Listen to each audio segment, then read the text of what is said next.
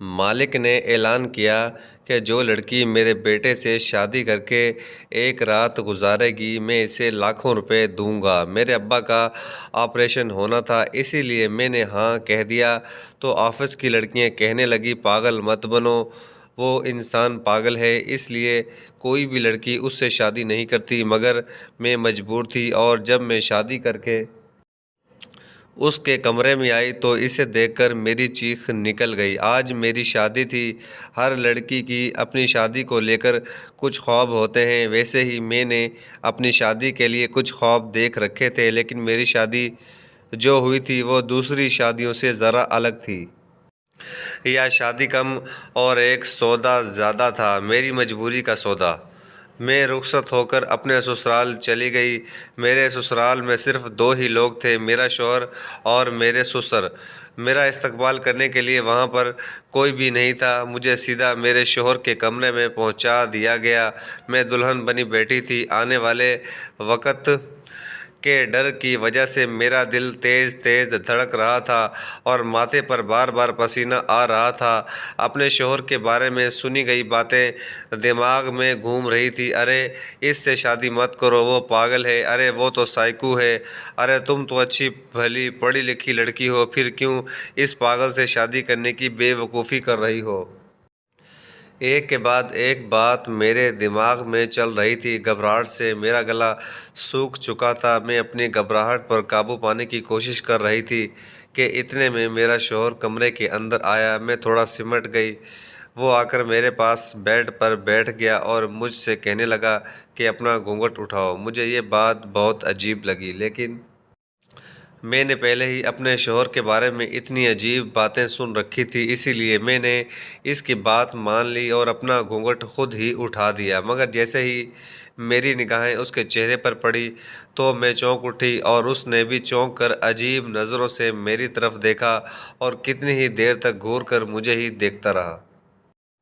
اچانک سے پتہ نہیں اسے کیا ہو گیا کہ ایک دم سے اٹھ کر باہر چلا گیا۔ میرا نام لائبہ ہے اور میں ایک غریب گھرانے سے تعلق رکھتی ہوں۔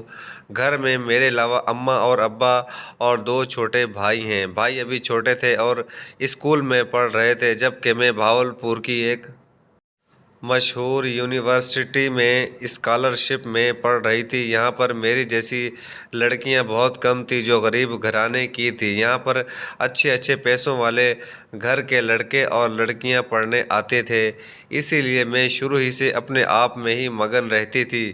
میں نے کالج میں بھی کسی سے دوستی نہیں کی تھی اور اب یونیورسٹی میں بھی میں نے کسی سے دوستی نہیں کی، بس اپنے پروجیکٹ کے لیے کلاس روم کا جو گروپ سر نے بتایا تھا اس کے ساتھ پڑھائی کے متعلق بات کر لیا کرتی تھی۔ لیکن انہی دنوں میں ایک لڑکا موہد ہمارے ڈپارٹمنٹ میں آ گیا۔ اس کے آتے ہی پورا ڈپارٹمنٹ میں اس کی ہی باتیں ہونے لگیں۔ وہ بہت ہینڈسم اور ہر لڑکی اس سے باتیں کرنے کی خواہش رکھتی تھی۔ میں نے بھی جب پہلی نظر اسے دیکھا تو اپنا دل دے بیٹھی، لیکن وہ تو ایسا چاند تھا جسے میں چھونے کی تمنا تو کر سکتی تھی لیکن چھو نہیں سکتی تھی۔ میرے ساتھ ایسا پہلی بار ہوا، لیکن میں نے اپنی خواہش کو دل ہی دل میں دبائے رکھا اور کبھی کسی کے سامنے ظاہر نہیں ہونے دیا۔ کلاس میں جب نئے گروپ بنے تو موہد میرے گروپ میں شامل ہو گیا۔ اب اکثر یہاں ایسے ہونے لگا کہ ہماری بات چیت پڑھائی کے سلسلے میں ہونے لگی۔ کبھی کبھار موہد میرے نوٹس بھی بنا دیتا۔ وہ ہر طرح سے پڑھائی میں میری مدد کرتا، اسائنمنٹ میں میری مدد کرتا اور ہر لڑکی سے وہ بات بھی نہیں کرتا تھا۔ کچھ لڑکیاں تو مجھے کہنے لگی کہ موہد تمہیں بہت پسند کرتا ہے، لیکن میں ان کی بات ایک کان سے سن کر دوسرے کان سے نکال دیتی، کیونکہ مجھے اپنی اوقات کا پتہ تھا۔ میں بہت ہی خوبصورت تھی، لیکن میرا رہن سہن اس کے ساتھ میچ نہیں کرتا تھا اور وہ کوئی پاگل تھا جو اتنی اچھی لڑکیوں کو چھوڑ کر مجھ جیسی لڑکی کو پسند کرتا۔ وہ بہت امیر اور رئیس فیملی سے تعلق رکھتا تھا اور میں ایک غریب گھرانے سے تعلق رکھتی تھی جس کا باپ ٹیکسی چلاتا تھا۔ یونیورسٹی کے 4 سال کیسے گزرے کچھ پتہ ہی نہیں چلا۔ نہ میں نے کبھی اپنے پیار کا اظہار کیا اور نہ ہی اس نے مجھے کوئی فالتو کی بات کہی۔ آج ہمارا یونیورسٹی میں آخری دن تھا لیکن موحد نہیں آیا تھا۔ میرے دل کو عجیب سی بے چینی ہونے لگی۔ میں نے بہت انتظار کیا، میں آج آخری بار اس کو دیکھنا چاہتی تھی لیکن نہ جانے وہ کیوں نہیں آیا تھا۔ ہم نے تو کبھی ایک دوسرے کو اپنا نمبر بھی نہیں دیا تھا کیونکہ کبھی اس کی ضرورت ہی نہیں پڑی، اور آج آخری دن بھی وہ نہ آ سکا۔ میں بڑے اداس دل کے ساتھ یونیورسٹی سے گھر آئی۔ میرا آخری دن بہت برا گزرا تھا۔ آدھا دن تو تھکان اتارنے میں ہی گزر گیا، لیکن پھر شہر چھوڑنے کے کچھ وقت بعد زندگی نے ایسا کھیل کھیلا کہ میں دنگ رہ گئی۔ ابا کو اچانک کام کے دوران اٹیک آیا اور وہ کئی دنوں تک ہسپتال میں رہے۔ ساتھ ہی ساتھ ٹیسٹوں کے دوران پتہ چلا کہ ابا جی کے دل کے وال بند ہو گئے ہیں اور دل کی میجر سرجری کروانی پڑے گی۔ ہمارے پاس اتنا پیسہ تو نہیں تھا کہ ہم اتنا مہنگا علاج کروا سکتے۔ وقتی طور پر سرکاری ہسپتال سے علاج کروا کے ابا جی کو گھر تو لے آئے، لیکن ڈاکٹر نے انہیں آرام کرنے کو کہا۔ ڈاکٹر کے کہنے کے مطابق ابا اب زیادہ تر گھر پر ہی رہتے تھے۔ وہ بہت کوشش کرتے کہ ٹیکسی چلائے، لیکن میں نے انہیں منع کر دیتی اور کام پہ جانے نہیں دیتی۔ ایک دن وہ چپکے سے کام پر چلے گئے تو ان کی طبیعت بہت زیادہ خراب ہو گئی، تو ابا خود ہی کہنے لگے کہ جب تک ٹھیک نہیں ہو جاتا تب تک کہیں نہیں جاؤں گا۔ لیکن پھر ایسا کب تک چلتا رہا؟ گھر میں موجود جتنا بھی راشن تھا وہ ختم ہو گیا۔ جتنی جمع پونجی تھی وہ بھی تھوڑی تھوڑی کر کے ختم ہونے لگی تھی۔ ہم نے گھر بھی بدل دیا، ایک کم کرائے پر چھوٹا گھر لے لیا۔ ماں کا پریشان چہرہ دیکھ کر میں خود پریشان ہو گئی۔ بھائی تو ابھی بہت چھوٹے تھے، اسی لیے مجھے ہی باہر کام سے نکلنا پڑا۔ پہلے تو ابا کی ٹیکسی چلانے لگی، لیکن اس میں اتنے پیسے نہیں بچتے تھے، ہمارا روزانہ کے خرچ میں پورے ہو جاتے تھے، لیکن ابا کے علاج کے لیے پیسے کہاں سے آتے؟ اسی لیے میں نے ایک فیصلہ کیا، ماں کو اس بارے میں بتایا۔ ماں نے بہت منع کیا، لیکن میں اپنی بات پر اڑی رہی اور میں نے ابا سے اجازت لے لی۔ ابا نے اجازت دے دی اور دل ہی دل میں رونے لگے، کیونکہ انہوں نے میرے لیے کچھ اور خواب دیکھے تھے اور اب ایک دم سے حالات بدلنے کی وجہ سے وہ سب ادھورے رہ گئے تھے۔ ابا جی کی اجازت ملتے ہی میں نے اگلے ہی دن نوکری کے لیے الگ الگ جگہ پر اپلائی کرنا شروع کر دیا۔ اخبار منگوایا، اس میں نوکریوں کے ایڈ دیکھ کر بہت جگہ پر اپلائی کیا، لیکن پورا ایک مہینہ میں نوکری کے لیے اپلائی کرتی رہی، مجھے کہیں بھی نوکری نہیں ملی۔ انٹرویو کے لیے کال آئی، میں انٹرویو دینے جاتی، لیکن ایسا لگتا تھا جیسے وہاں پر پہلے ہی نوکری کے لیے سلیکشن ہو گیا ہو اور یہاں انٹرویو بس ایک فارمیلٹی ہو۔ لیکن پھر انہی دنوں میں ایک جگہ پر نوکری لگ گئی۔ تنخواہ زیادہ نہیں تھی لیکن اچھی تھی۔ میں خوشی سے کھل اٹھی اور فوراً جوائن کر لیا۔ ابھی مجھے ڈیوٹی جوائن کیے ہوئے کچھ ہی دن ہوئے تھے۔ ایک دن سر نے مجھے اپنے کمرے میں بلوایا اور کہنے لگے، لائبہ، جتنا اچھا کام آپ کرتی ہیں اس کے حساب سے آپ کی تنخواہ اور پوسٹ کچھ کم نہیں ہے۔ انہوں نے مجھ سے یہ سوال پوچھا تو میں تھوڑا گھبرا گئی کہ ہاں بولوں یا نہ، لیکن پھر ہمت کرتے ہوئے میں نے سر کو حق دیا اور وہ تھوڑی دیر مجھے گہری نظروں سے دیکھتے رہے۔ مجھے الجھن ہونے لگی، لیکن پھر وہ کہنے لگے کہ لائبہ، آپ کی تنخواہ اور پوسٹ بڑھ سکتی ہے، لیکن اگر آپ مجھے خوش کر دو۔ اس نے کہا تو میں الجھن بھری نظروں سے اس کی طرف دیکھنے لگی اور پوچھا، کیسے خوش کر دوں؟ وہ بڑے الگ انداز سے ہنستے ہوئے کہنے لگے، مس لائبہ، اب آپ سمجھدار ہیں، سمجھ سکتی ہیں، اس کے لیے آپ کو بس مجھے خوش کرنا ہوگا۔ سر کی باتیں سن کر میرے تو تن بدن میں آگ لگ گئی۔ میں ایک دم غصے سے کھڑی ہو گئی اور کہنے لگی کہ تم جیسے بدمعاشوں کی وجہ سے ہی لڑکیاں گھروں سے نکلنے کو ڈرتی ہیں، تھوکتی ہوں تم پر اور تمہاری نوکری پر۔ میں غصے سے چلاتی ہوئی آفس سے باہر آ گئی۔ پیچھے سے وہ سر مجھے آواز دیتا رہ گیا، میری آنکھوں سے آنسو بہہ رہے تھے۔ مجھے اپنا آپ اتنا لاچار اور بے بس لگ رہا تھا۔ یہ دنیا مجبور اور لاچار لوگوں کی نہیں ہوتی۔ میں کتنی ہی دیر اسی طرح بے مقصد سڑک کنارے چلتی رہی، لیکن آخر کب تک؟ گھر تو جانا ہی تھا۔ گھر پہنچتے ہی ماں نے میرا پریشان چہرہ دیکھا تو پوچھنے لگی کہ کیا ہوا لائبہ، تم اتنی پریشان کیوں ہو؟ ماں کے پوچھنے کی دیر تھی کہ میں پھوٹ پھوٹ کر رونے لگی اور ماں کو سارا سچ بتا دیا۔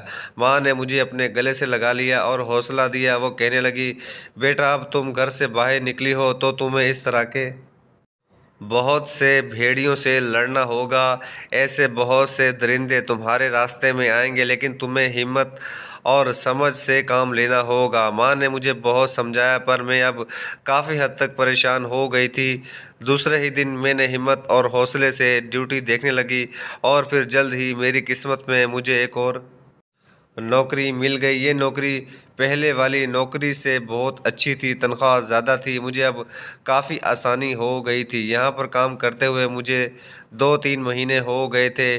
یہاں کا ماحول بہت اچھا تھا۔ میں نے آج تک صرف اپنی کمپنی کے سر کو ہی دیکھا تھا، حالانکہ آفس میں سر کے بیٹے کی بہت باتیں ہوتی تھی۔ کوئی اسے پاگل کہتا تو کوئی دیوانہ، کوئی سائیکو، لیکن میں نے کبھی آج تک اسے دیکھا نہیں تھا۔ شاید وہ آفس آتا ہی نہیں تھا۔ میں بھی اپنے کام سے کام رکھتی تھی، لیکن پھر انہی دنوں سر نے سبھی ورکر کی ایک ارجنٹ میٹنگ کروائی اور ان کی طرف سے ایک عجیب اعلان سننے میں آیا۔ سر نے کہا کہ جو بھی لڑکی میرے بیٹے کے ساتھ شادی کرے گی اور اس کے ساتھ ایک رات گزارے گی تو میں اسے بہت بڑی رقم انعام کے طور پر دوں گا۔ مجھے سر کی یہ بات اچھی نہیں لگی۔ نہ جانے ان کے بیٹے میں کیا مسئلہ تھا کہ سر نے اسی طرح کا اعلان کر دیا، لیکن پھر یہاں بات سننے کو ملتی رہی، کوئی بھی لڑکی سر کے بیٹے کے ساتھ شادی کے لیے تیار نہیں ہو رہی تھی۔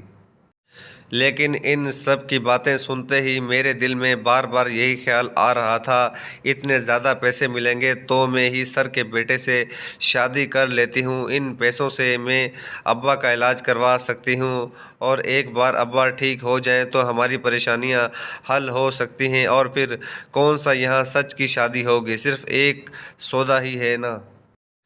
لیکن دماغ اس بات کو جھٹک دیتا، دل اور دماغ کی جنگ جاری تھی اور پھر دل جیت گیا۔ میں نے اس آگ میں کودنے کا فیصلہ کر لیا اور سر کو کہہ دیا۔ سر میری بات سن کر بہت خوش ہو گئے اور چھٹی کا دن شادی کے لیے طے کر دیا۔ میں نے گھر آ کر ماں سے بات کی تو ماں سن کر سوچ میں پڑ گئی، خفا ہو گئی۔ ابا کا بھی رویہ ماں سے الگ نہیں تھا، دونوں نے مجھے اس کام کو کرنے سے بہت منع کیا، لیکن میں اب طے کر چکی تھی اور سب سے بڑی بات مجھے ان پیسوں کا لالچ تھا جس سے میں اپنے ابا کا علاج کروا سکتی تھی۔ اس کے علاوہ مجھے اور کوئی راستہ بھی نظر نہیں آ رہا تھا۔ اماں ابا ایک دن ناراض رہے لیکن پھر مجھے سمجھنے لگے، لیکن اب میں سمجھنے کی حد سے باہر نکل چکی تھی، اسی لیے میں نے ان کی بات نہیں مانی اور چھٹی کا دن آن پہنچا۔ سادگی میں ہم دونوں کی شادی ہو گئی۔ میں نے ابھی تک اپنے شوہر کا چہرہ نہیں دیکھا تھا، لیکن اس کا نام سنتے ہی میں حیران ہو گئی تھی۔ لیکن ایک نام کے تو بہت سے لوگ ہوتے ہیں، اب وہ موحد یہ تو بالکل نہیں ہو سکتا۔ اس کے آنے سے تو دل دھڑکتا تھا، جبکہ یہاں تو نہ جانے کون پاگل اور سائیکو ہے۔ شادی ہو کر میں سسرال آ گئی۔ اب میں نے کمرے میں دیکھا تو میری حیرت کی انتہا نہ رہی، کیونکہ وہ تو موحد ہی تھا اور مجھے ہی دیکھ رہا تھا۔ میں نے شرماتے ہوئے سر جھکا لیا، لیکن پھر میں نے پوچھا کہ تمہیں کیا ہوا ہے؟ کیوں تم ایسے سائیکو ہوتے جا رہے ہو؟ کیوں تمہارے بارے میں ایسا مشہور ہے؟ میری بات سنتے ہی اس نے ایک گہری سانس لی اور وہ کہنے لگا، میں جب بہاولپور یونیورسٹی میں آیا تو یہاں کے ڈپارٹمنٹ میں داخل ہوتے ہی میری پہلی نظر تم پر پڑی۔ تم دوسری طرف بینچ پر بیٹھی اپنے کچھ نوٹس بنا رہی تھی۔ ان سب ماڈل اور فیشن لڑکیاں جنہوں نے میک اپ کر کے خود کو خوبصورت بنایا ہوا تھا، تم ان سب سے بالکل الگ نظر آ رہی تھی۔ تمہارا چہرہ ہر طرح کے میک اپ سے صاف اور بہت پیارا لگ رہا تھا۔ تم نے دوپٹہ اوڑھ رکھا تھا اور بہت ہی پیاری لگ رہی تھی۔ میں کچھ بول نہ سکا، بس تمہیں دیکھتا رہا۔ میری زندگی میں پہلے بھی کئی لڑکیاں آئی تھیں، لیکن وہ صرف وقت گزارنے کے لیے تھی، لیکن تمہیں دیکھ کر میں پہلی نظر میں ہی پیار کا شکار ہو گیا اور میں نے وہیں کھڑے کھڑے فیصلہ کر لیا کہ صرف تمہیں ہی اپنی بیوی بنانا ہے، اور یہ سوچتے ہی دل میں سکون اتر گیا۔ مجھے تمہیں دیکھنا، تم سے باتیں کرنا اچھا لگنے لگا۔ ان دنوں میں پاپا کی طرف سے مجھ پر شادی کا پریشر بڑھنے لگا۔ دراصل پاپا نے مجھے اسی لیے بلایا تھا۔ میں نے انہیں تمہارے بارے میں بتایا، لیکن اسٹیٹس کے فرق کی وجہ سے پاپا نے مجھے صاف صاف منع کر دیا اور تم سے ملنا بھی گوارا نہیں کیا۔ انہیں تمہاری قابلیت اور تمہاری خوبصورتی سے کوئی مطلب نہیں تھا۔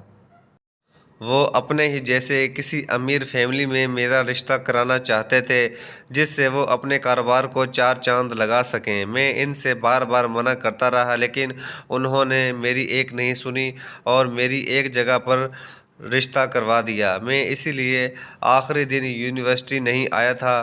مجھے پتہ تھا کہ تم مجھے بھی پسند کرتی ہو، لیکن میں آخری دن تمہاری امید نہیں توڑ سکتا تھا، اسی لیے میں یونیورسٹی نہیں آیا۔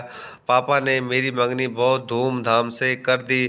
میں نے پاپا کی مرضی کے آگے سر تو جھکا لیا، لیکن اس کے بعد میں چپ رہنے لگا۔ میری منگیتر اکثر مجھے باہر لے جانے کے لیے آتی، مجھے مہنگے مہنگے تحفے دیتی، وہ میرے ساتھ وقت گزارنا چاہتی تھی، لیکن مجھے یہ سب بالکل اچھا نہیں لگتا تھا۔ مجھے بار بار تمہارا خیال آتا تھا۔ پھر اچانک ایک دن میں نے یونیورسٹی کے کلرک ڈپارٹمنٹ میں تمہارے گھر کا ایڈریس نکلوایا اور تمہارے گھر بھی گیا، لیکن وہاں سے پتہ چلا کہ تم لوگ تو گھر چھوڑ کر جا چکے ہو۔ میں بہت اداس ہو گیا۔ اب اتنے بڑے شہر میں تمہیں کہاں ڈھونڈوں؟ اس کے بعد میں جیسے خود سے ہی کھو گیا تھا۔ انہی دنوں میری منگیتر کے ساتھ جھگڑا ہو گیا۔ وہ مجھے کسی جگہ لے کر جانا چاہتی تھی، جبکہ میرا دل نہیں چاہ رہا تھا۔ اسی لیے میں نے اسے صاف منع کر دیا کہ وہ مجھے بار بار پریشان نہ کرے۔ اس کو میرا انکار بہت برا لگا اور اس نے اپنے پاپا سے میرے رویے کے بارے میں شکایت لگائی۔ اس کے پاپا نے میرے پاپا سے بات کی اور گھر میں ایک طوفان اٹھ گیا۔ پاپا نے پہلے تو مجھے بہت برا بھلا کہا اور مجھے صاف صاف کہہ دیا کہ مجھے اس لڑکی سے معافی مانگنی ہوگی اور اپنا رویہ ٹھیک کرنا ہوگا، ورنہ ان کے بزنس کو بہت بڑا نقصان ہو سکتا ہے اور ہمارے رشتے کو بھی۔ لیکن میرا ایسا کوئی ارادہ نہیں تھا۔ میں نے نہ تو اس لڑکی سے معافی مانگی اور نہ ہی اپنے رشتے کو ٹھیک کیا۔ اس کے نتیجے میں ہماری منگنی ٹوٹ گئی۔ میرے پاپا مجھ پر بہت غصہ ہوئے۔ پھر پاپا نے ایک اور جگہ پر میرا رشتہ پکا کر دیا اور مجھے اس لڑکی سے ملنے جلنے کے لیے کچھ وقت دے دیا۔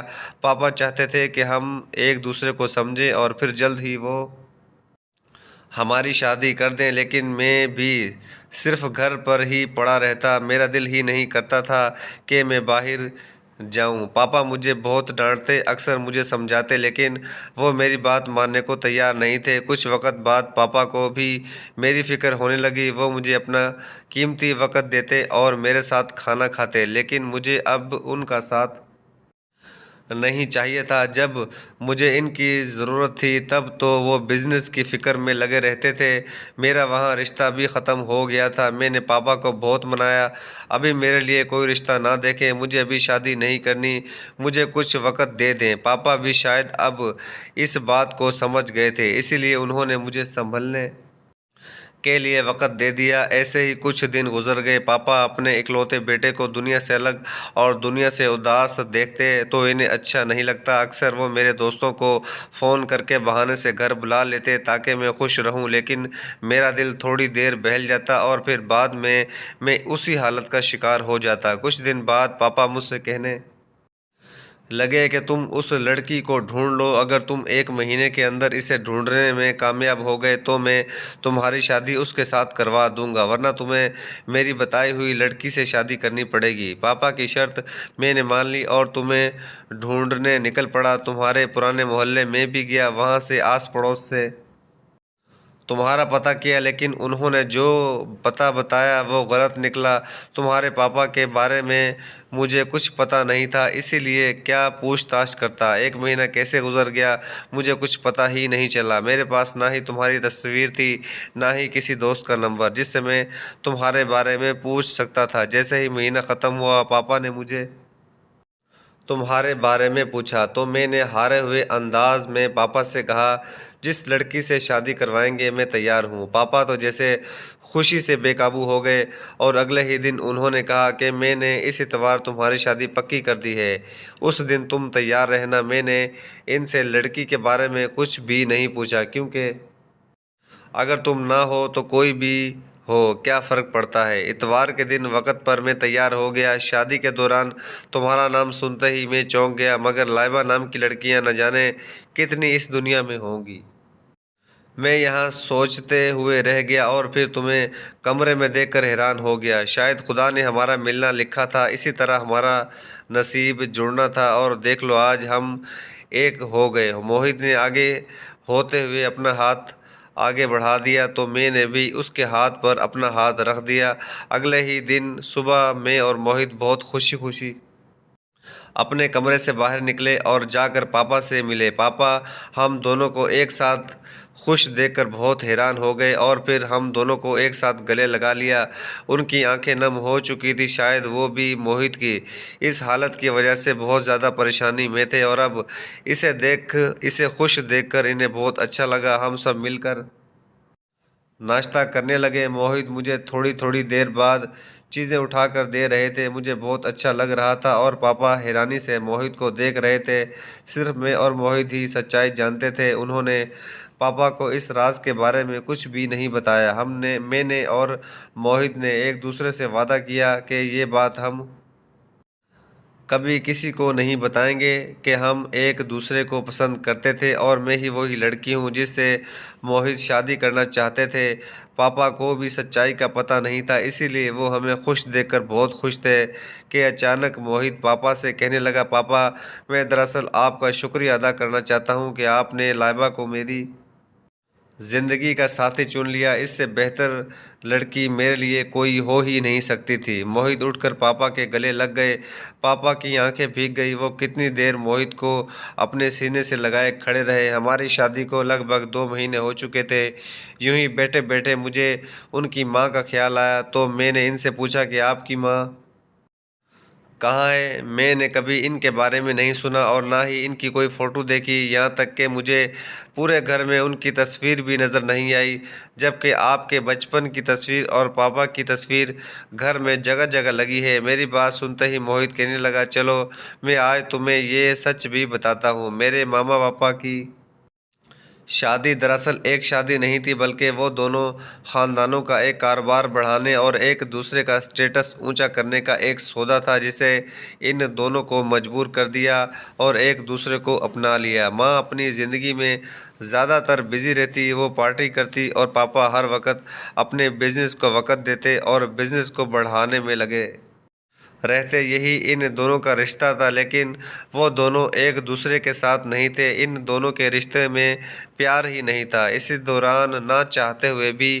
میں پیدا ہو گیا۔ حالانکہ ماما کو بچہ نہیں چاہیے تھا، وہ ابھی اپنے پیروں میں کسی طرح کی بیڑیاں نہیں ڈالنا چاہتی تھی، لیکن شاید خدا کو کچھ اور ہی منظور تھا، اور میں اس دنیا میں چلا آیا۔ پھر میرے پیدا ہونے کے کچھ دن تک ماما پاپا کا آپس میں موڈ اچھا رہا، لیکن پھر ان کے بیچ وہی جھگڑا، دوبارہ بحث ہونے لگی۔ ماما کو یہ شکایت ہوتی کہ پاپا انہیں وقت نہیں دیتے، لیکن پاپا کو اعتراض ہوتا کہ میں جب گھر آتا ہوں تم گھر پر موجود نہیں ہوتی۔ اسی طرح کرتے کرتے ان دونوں کی لڑائی بہت ہونے لگی۔ میں اس وقت 9 سال کا ہو چکا تھا۔ انہی دنوں میں ماں کا افیئر سننے کو آیا۔ ماں اپنے سے کم عمر لڑکے کے ساتھ اکثر دکھائی دینے لگی۔ پاپا کو ویسے تو بزنس سے فرصت نہیں تھی، لیکن انہیں کوئی نہ کوئی ملنے والا ماں کے بارے میں بتا دیتا۔ جب بھی پاپا کو ایسا کچھ پتہ چلتا تو وہ ٹینشن میں گھر آتے اور ماما کے ساتھ بحث کرتے، کبھی کبھار تو ماں کے اوپر ہاتھ اٹھانے کی بھی کوشش کرتے، اور پھر اچانک ایک دن ماں نے طلاق کا کہہ دیا۔ پاپا کو جیسے نوٹس ملا، وہ بھاگتے ہوئے ماں کے پاس چلے آئے اور ماما کی منتیں کرنے لگے، کیونکہ بزنس میں 50% شیئر ماں کا تھا، اور اگر ماں ان کے ہاتھ سے نکل جاتی تو اس کا مطلب تھا کہ آدھا بزنس ان کے ہاتھ سے چلا جاتا۔ پاپا نے ماما کو منانے کی بہت کوشش کی، لیکن ماما اپنی بات پر اڑی رہی۔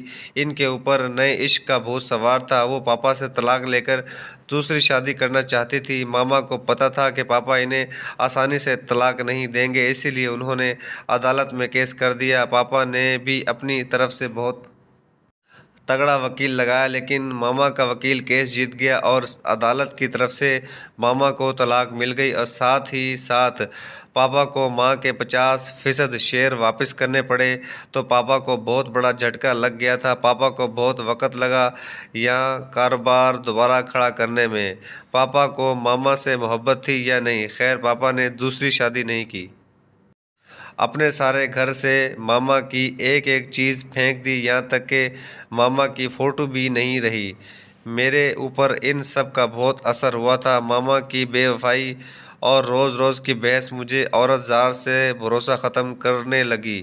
میں اسی طرح کی زندگی جینا نہیں چاہتا تھا اور نہ ہی اپنی زندگی میں ایسی عورت چاہتا تھا جسے نہ گھر کا خیال ہو، نہ اپنے شوہر کا اور نہ بچے کا، جس سے بس یہ پتہ ہو کہ شام کو تیار ہو کر پارٹی میں جانا ہے، لیکن یہ پتہ نہ ہو کہ اس کا بیٹا اور شوہر کیا کہیں گے، جسے غیر مردوں سے اپنی تعریف سن کر اچھا لگتا ہو۔ مجھے ایسی عورت نہیں چاہیے۔ میں چاہ رہا تھا کہ مجھے وہ عورت ملے جو میرے ٹینشن اور پیار کی بھوکی ہو، جو مجھ سے پیار کرے، جو میرے گھر کو جنت بنا کر رکھے۔ آفس سے گھر واپس آؤں تو مسکراتی ہوئی مجھے دروازے پر ویلکم کرتی ملے۔ پھر اسی لیے جب میں نے تمہیں دیکھا تو مجھے لگا کہ تم ہی وہی عورت ہو جو میری زندگی میں یہ سکون لا سکتی ہو۔ حالانکہ میں نے اپنی سوسائٹی میں بہت سی لڑکیاں دیکھی، مجھے اچھی بھی لگی، لیکن وہ سب ماں کی طرح تھی، ان کی زندگی بھی ماں کی زندگی جیسی تھی۔ میں دھیرے دھیرے ان سب سے اداس ہوتا گیا، پھر بالکل ہی پیچھے ہٹ گیا، اور جب میں یونیورسٹی گیا اور تمہیں دیکھا، وہاں مجھے لگا کہ میری تلاش اب ختم ہو گئی۔